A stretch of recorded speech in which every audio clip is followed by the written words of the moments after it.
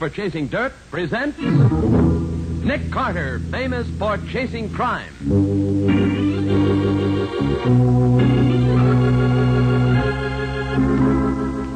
Every week at this time, two great names are joined as Old Dutch Cleanser brings you one of the most resourceful and daring characters in all detective fiction, Nick Carter, Master Detective.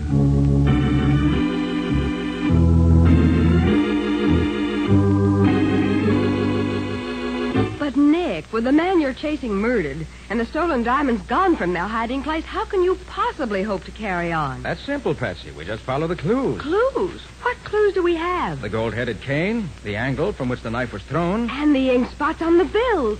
Of course. When we put them all together, they spell the end of our search. But there's no time to be lost. We dock in less than 2 days. Now, the case of the gold-headed cane. Today's adventure with Nick Carter, brought to you by Old Dutch Cleanser. As our story starts, we find Sir Armand Coleman and his servant Gig being shown through the Filbert Diamond Mine, one of South Africa's biggest. I say, Mr. Hopkins, it's awfully decent of you to take your time to show us through the mine. Being general manager of a mine like this must be quite an undertaking. Yes, Sir Armand, it keeps me pretty busy. But we're always happy, to show visitors how diamonds are mined. Yeah, but how do you know one of these visitors won't walk off with some of the diamonds? You don't seem to have any guards here. We don't need them, Sir Armand. Before you leave the mine, you have to pass through a special exit gate, where an X-ray machine shows the attendant whether or not you have any diamonds on your person, no matter how cleverly concealed. Oh, I see. Clever idea, that. Blimey, look at all the diamonds spread out on the table, Sir Armand. By Jove, they are beauty. Yeah, those are some of the choice samples of diamonds found in this mine. May I look at them, Mr. Hopkins? Closely, I mean. Why, certainly. Now, Mr. Hopkins, could I ask you a question, please? Yes, of course. What is it, Gig? This picture here on the wall, is that the mine we've just been through? Yes, Gig, it is. You see, we came in here, went down through this way, then turned here, came back along here. We're now standing in this room here. Blimey, we've had some walk, ain't we? Where's this exit gate you've been telling us about? Well, you see this passage leads out of this room? Well, the gate is right here, just around the corner. Oh, yes, sir. Thank you, sir. That sure is some map. Well, Sir Armand, you ready to leave? Yes, thank you. Through this way, please.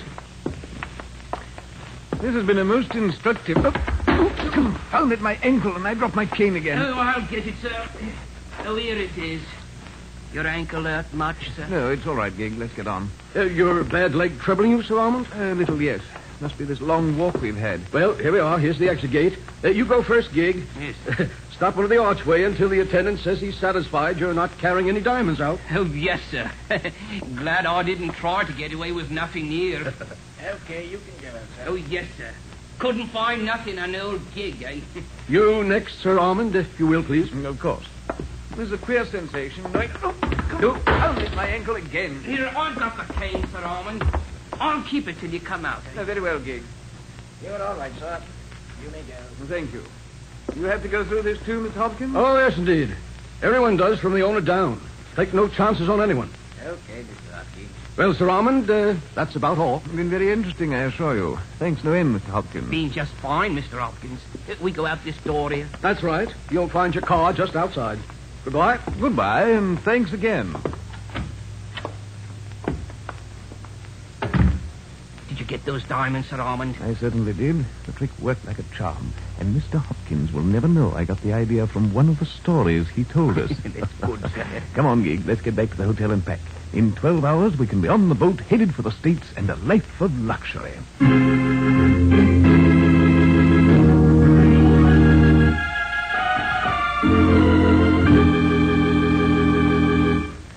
Take this message, Miss Gerald. Yes, sir? 50 carats of first-quality diamonds stolen from Filbert Mine in daring robbery.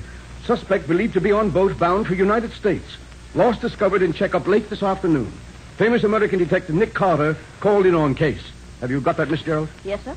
See that it gets out at once. All news, sir.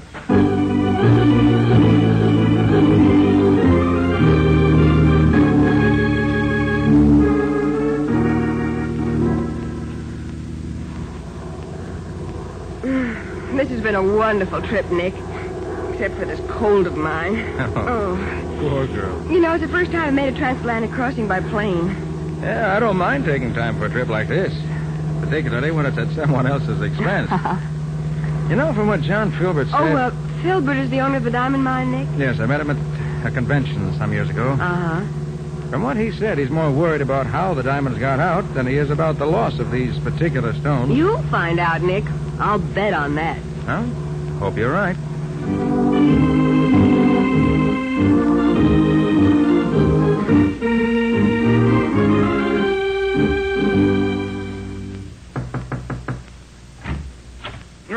Come in, Hopkins. Yes, Mr. Filbert.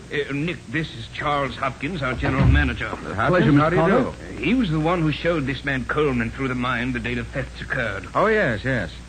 Mr. Hopkins, Mr. Filbert here tells me you're sure Coleman is the man who got away with the gems. He must be, Mr. Carter. Our display table is checked every night, you see. So when we missed the stones, we went back over every visitor for that day. Mm-hmm. The only one that presented anything out of the ordinary was Coleman, who dropped his cane as he went through the exit gate. So we figured the cane must have something to do with it. Very probably.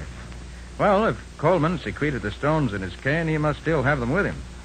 I think the best plan will be for Patsy and me to fly directly to the ship he's sailing on and see if we can find them. So if you'll radio the skipper that we're coming and get me a full description of the man and his servant, we'll be on our way. Before you go, Nick, I want to give you a small retainer to cover your expenses at least. You have the money, Hopkins? Yes, sir, right here. Two $500 bills.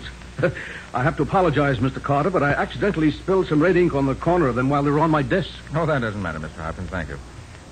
Now, let's get on with the details. We have to reach Coleman's ship before it docks, and we haven't too much time.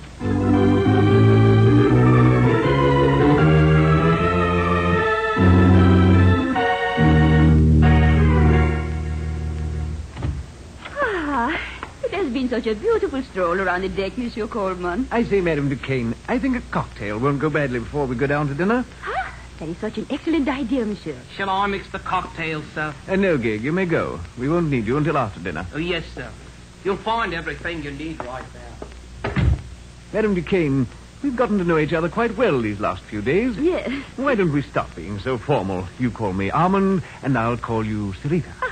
That is another of your lovely ideas, Monsieur. Armand? Shall I mix the cocktail? I am very good at it. If you like. You'll find the things on that table. You would like a Manhattan, Armand? They are my favorite. Whatever you desire, Sarita. Huh? There's the vermouth. Oh, of course, stick. Oh, shall I? No, I have it. Oh, Armand, I've spilled it all over my hands. Now I shall have to wash them. The wash basin's in the other room, Sarita. I'll mix the cocktails while you're gone. Hurry now, I shall return at once. Mixing drinks is a man's job anyway. A woman's job is to look pretty and feed a man's vanity. Do I feed your vanity, Armand? You do indeed, my pretty. And I'm happy that you do. I shouldn't... What is that funny noise, Armand? Are you thinking already? Please wait for me. Now, Armand, I'm ready for... Who are you? What are you? Armand, who is that? Armand!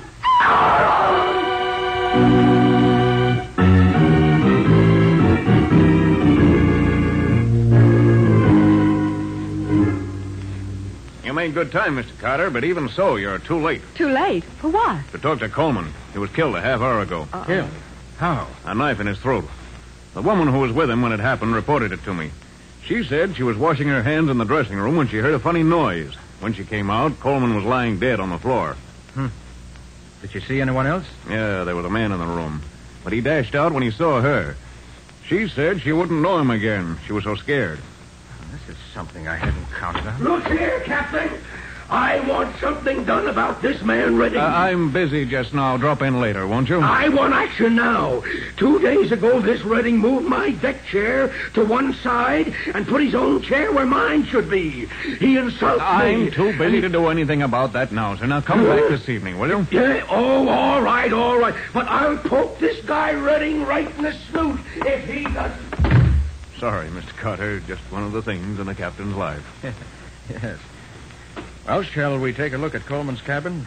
I'd like to get started on my investigation. Perhaps what I'm looking for is still here.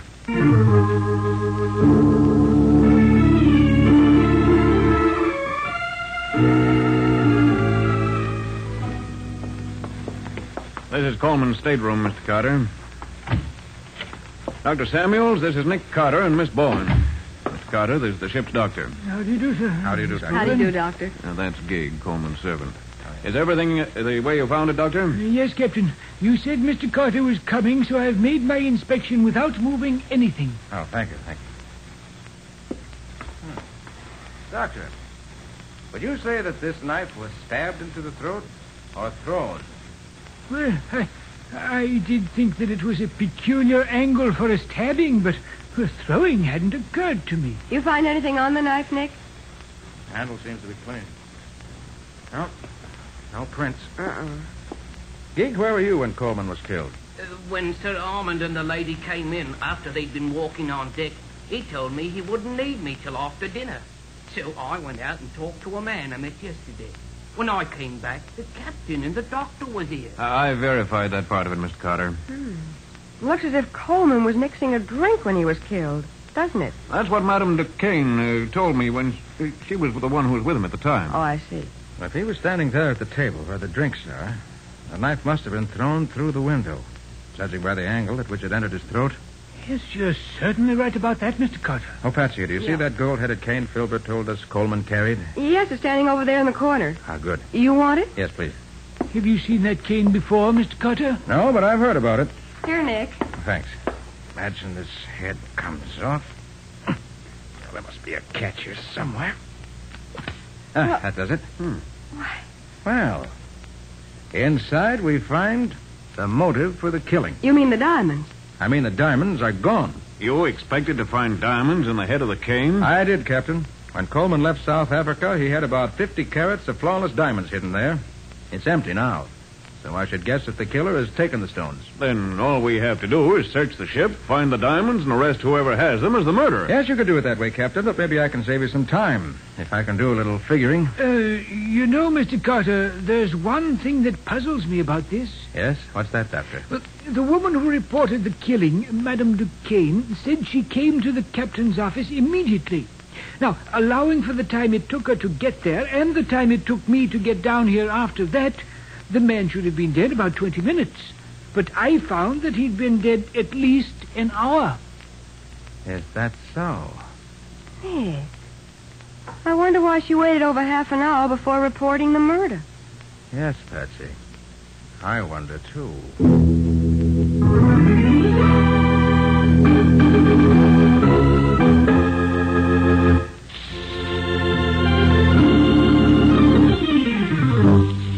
Back to the case of the gold-headed cane.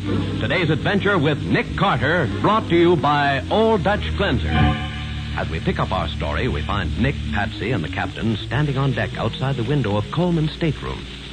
You see, Captain, it's just as I said. A knife thrown through this window at anyone standing at that table would enter the throat at the exact angle the knife entered Coleman's throat. Nick, this is a curious coincidence. Oh, what's that, Patsy? The name on this deck chair right under Coleman's window is Redding. Yes? You remember that the passenger who busted into the captain's office was complaining about his chair having been replaced by one belonging to a man named Redding? Yes. Well, here it is. So Redding wanted to be in this particular spot no matter whom he annoyed, huh? Mm-hmm. Patsy, take down the names of the passengers in the adjacent chairs and see if any of them saw anything of this. Surest thing you know, Nick. What are you going to do? Going to see what Mr. Redding has to say about this.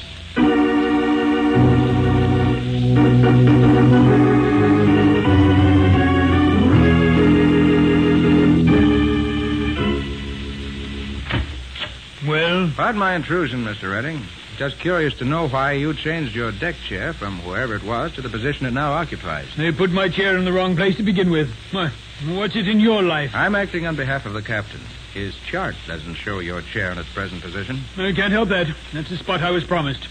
Mr. Redding, do you happen to know a man named Sir Armand Coleman? Coleman? Coleman? Yes. Never heard of him. Oh, I see you have a burn on the palm of your right hand, Mr. Redding. Been working recently? What I have on the palm of my hand is no concern of yours. Quite correct. I was just curious to know if you got it by practicing knife throwing. Knife? Get out of here. Get out. I've had enough of this. Very well, Mr. Redding. Oh, by the way, Did you hear about the murder on board a while ago? Murder? Mm-hmm. I'd like to know what you're getting at with all these questions. You suspect me of the murder, perhaps? I was going to say, when you interrupted me, that I'm about to make a very interesting call. I'm going to call on a woman who saw the killer and says she can identify him. So long, Mr. Redding. See you later.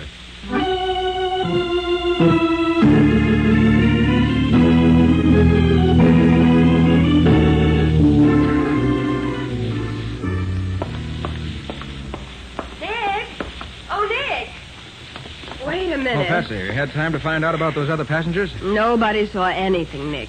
They were all downstairs. Below decks, I guess I should say. Yes, I guess you should. That you, Mr. Carter? Oh, yes, Captain. Anything new? Maybe, and maybe not. I'll leave you to judge. Okay, what is it? Well, as soon as Madame Duquesne, the murder witness, got back to her cabin, she called for a plumber. Said the drain in her wash basin was stopped up. As it happened, the plumber was free, so he went there at once. He cleaned out the drain and left. But when he got back to his quarters, he discovered one of his wrenches were missing. He asked Madame Duquesne about it, but she said she hadn't seen it, and he's sure he left it there. Well, very interesting indeed. I'm on my way to her stateroom now, Captain. You want to come along? Maybe we can find the answer.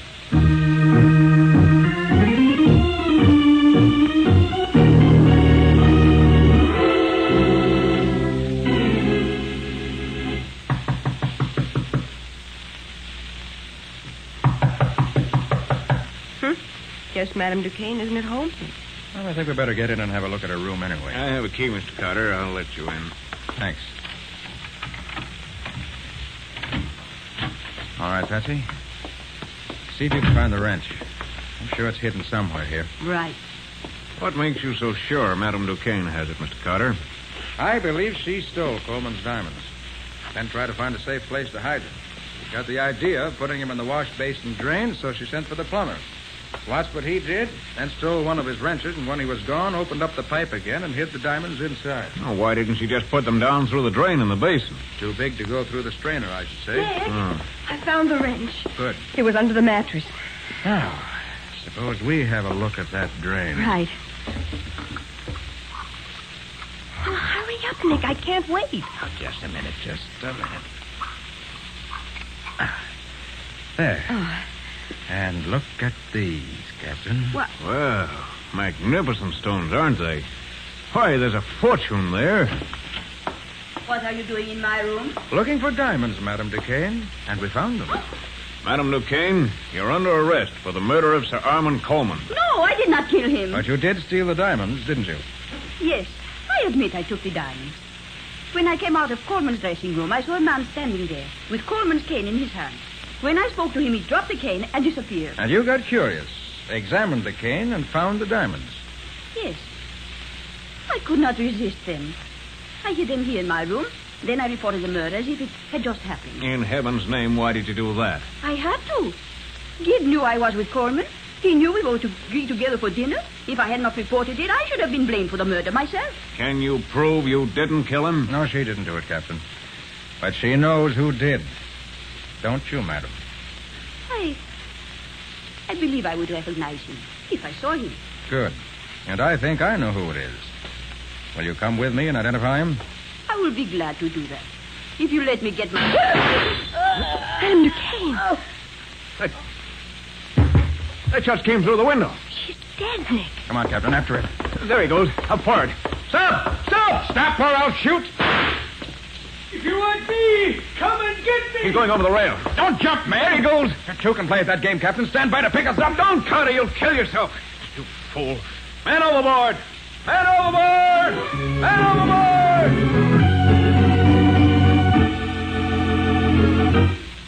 Well, it takes a brave man to dive into the ocean as Nick did, but Nick is never the man to let a criminal get away from him. In just a moment, we'll hear the conclusion of today's story.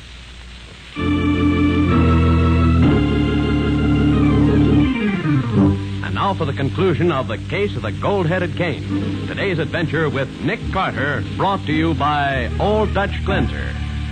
Stopping his liner in mid-ocean, the captain rescues Nick from the icy waters together with his unconscious captive, Redding. The latter is put to bed in his cabin under the doctor's care while Nick thaws out in the captain's quarters. An hour later, Nick drops into Redding's cabin. You think he'll pull through, Doctor? Yes, I think so. He lost some blood from the wound in his leg where you shot him, but it's nothing serious. Can I talk to him? Oh, no, not just now. He's sleeping. I just gave him a sedative to quiet him. He's very restless. He's sort of wandering in his mind. He kept calling for someone to get him out of this. I didn't get the name he said, but it sounded as if he was being paid by someone to do what he did. Well, that's a new angle. Think I'll have a look through his things. If there's anyone else mixed up in this, I'd like to know who it is.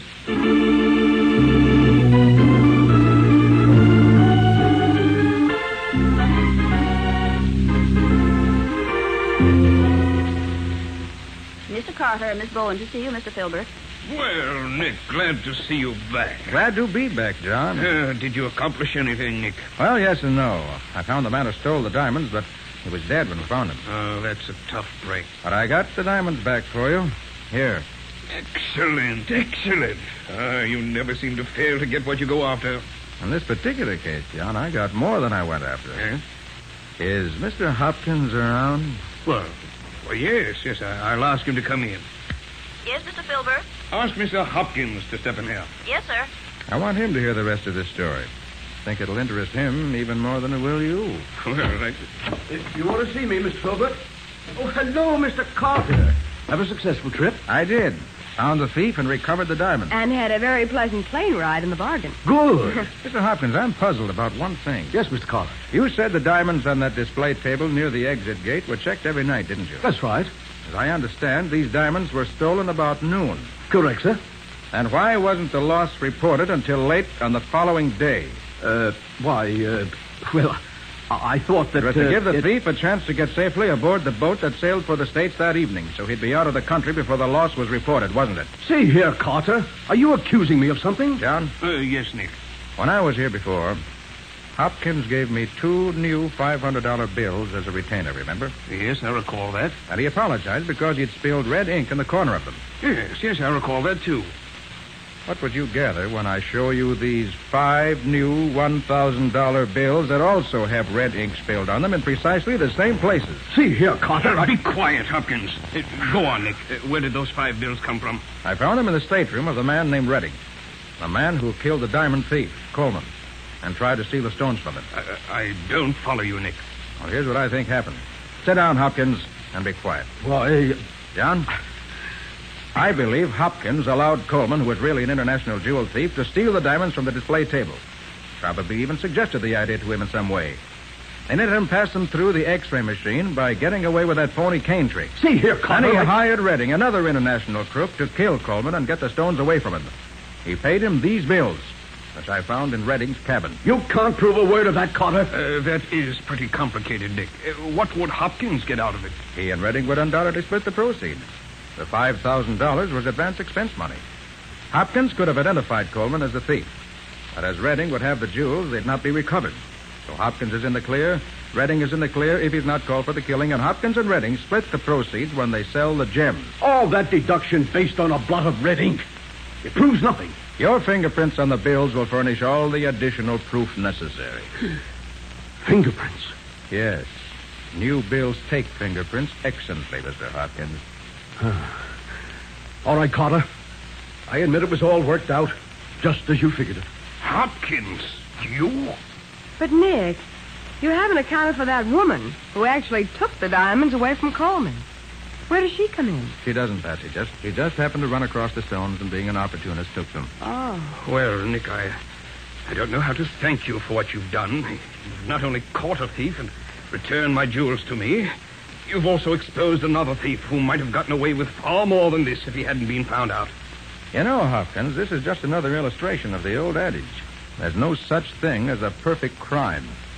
Crime doesn't pay. Ever.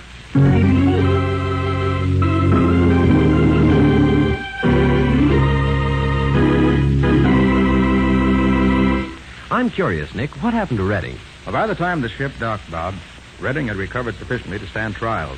And later, he was executed for what he did. Well, he certainly deserved it. It was a cold-blooded murder. Nick, it's about time to look into the adventure that Old Dutch Cleanser's going to bring us next week. All right, Bob, here it is. It's the story of one of the most unusual rackets and crime I've ever encountered. Unusual is right. It terrorized a whole city. And Patsy speaks from first-hand experience. Uh-huh. But to go on, Bob. This case included a murder on a dark street, a deserted warehouse. The telltale marks of tires in an alley, a masked man whom they called the boss. And that's enough for now. What do you call this story, Nick? I call it a case of the persistent beggars. Nick Carter, Master Detective, is presented each week at this time and over these same stations by the Cudahy Packing Company, makers of Old Dutch Cleanser.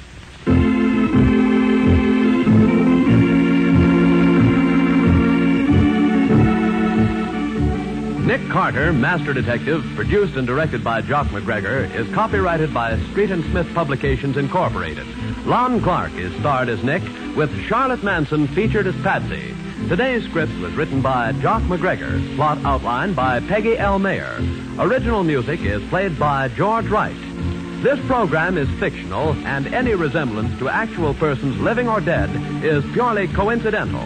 This is Bob Martin saying, when minutes count, use Old Dutch Cleanser.